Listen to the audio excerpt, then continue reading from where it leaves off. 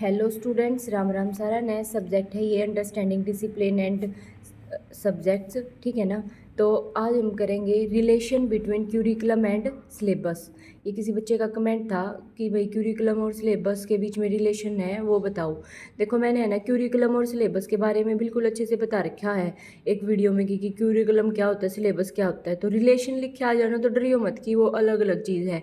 आपको ये पता है ना कि क्यूरिकुलम क्या होता है, सिलेबस क्या होता है। इसमें है ना कभी कभी ऐसे एग्जाम में आपके साथ मतलब इसमें टेक्स्ट बुक भी ऐड कर देंगे कि टेक्स्ट बुक, क्यूरिकुलम और सिलेबस का रिलेशन बताओ।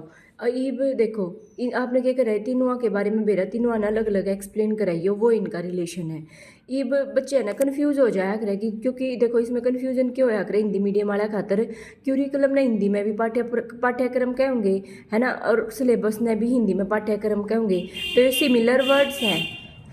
सॉरी भाई, थोड़ा डिस्टर्बेंस होगी बात है। देखो, ये सिमिलर वर्ड हो गए, पाठ्यक्रम और पाठ्यक्रम, पर इनका मतलब तो अलग है ना। रिलेशन तो ये हो गया कि भाई ये सेम नाम होगी। अब देखो इस डायग्राम पे बिल्कुल डिसाइड हो जाओगा, फिर भी मैंने रिलेशन बता दिया है कि रिलेशन है, जिससे आपको अच्छे से समझ में आ जाओगा।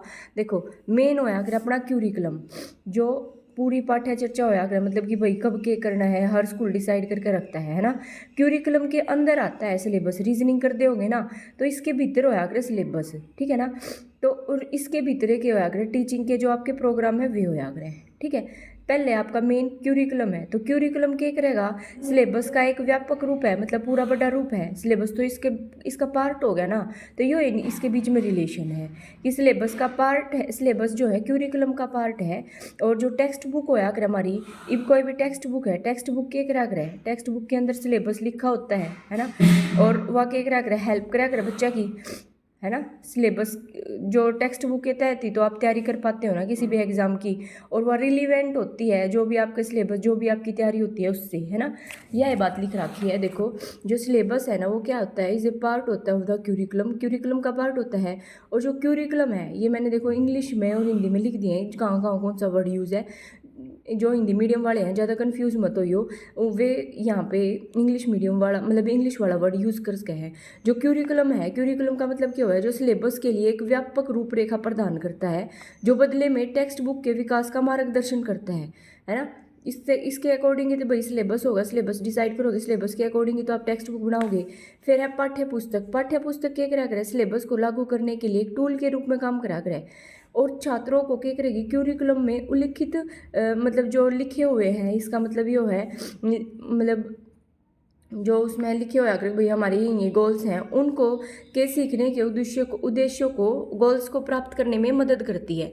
फिर पाठ्य पुस्तक जो होती है, जो टेक्स्ट बुक होती है, वो सिलेबस के अनुरूप ही होनी चाहिए, अकॉर्डिंग होनी चाहिए। इब्नू तो है नहीं भाई, बीएड का आपका पेपर यो है, आप ले भी आए बुक और उसमें सिलेबस कुछ और दे रखा है, आप तैयारी करके एग्ज़ाम में बहुत अच्छे थे पर वो मिला ही नहीं गा, मतलब तो फेल होना पक्का है। तो यह चीज़ क्या है कि सिलेबस के अकॉर्डिंग ही होनी चाहिए जो आप टेक्स्ट बुक लेके आए हो। यह सुनिश्चित करते हुए कि सामग्री और सीखने की जो गतिविधियाँ होती हैं वो रेलिवेंट होनी चाहिए और इफ़ेक्टिव भी होनी चाहिए, बच्चे का समझ आनी चाहिए, ठीक है। तो इसमें ये कुछ नहीं लिखा, डरो मत कि भाई पता नहीं क्या था कि घना कन्फ्यूजिंग है, ये है। मेन चीज़ देखो, एक तो जो सिलेबस है वो क्यूरिकुलम का एक पार्ट है, ठीक है ना। मतलब क्यूरिकुलम तो बहुत बड़ी चीज़, व्यापक रूप हो गया, है ना, और सिलेबस थोड़ा हो गया, ठीक है। इब सिलेबस कर रहे हो तो सिलेबस में टेक्स्ट बुक का रोल तो आवेगा। इब टेक्स्ट बुक के करा कर है, टेक्स्ट बुक के अकॉर्डिंग ही सिलेबस, टेक्स्ट बुक में ही मतलब सिलेबस डिसाइड होया कर है ना, जिसके कारण बच्चे ने सिलेबस करते आना, मतलब पूरा अपना कवर करने में हेल्प होगी। क्यूरिकुलम के जो गोल्स होते हैं वो करने में पूरी वो होगी, मदद मिलेगी। और टेक्स्ट बुक के अकॉर्डिंग ही क्या होनी चाहिए, वो रिलीवेंट होनी चाहिए, सब्जेक्ट रिलेटेड होनी चाहिए। बस यो चीज़ है, मेन यो डायग्राम है, डायग्राम अच्छे से बनाया यो। Thank you so much, all the best for your exam.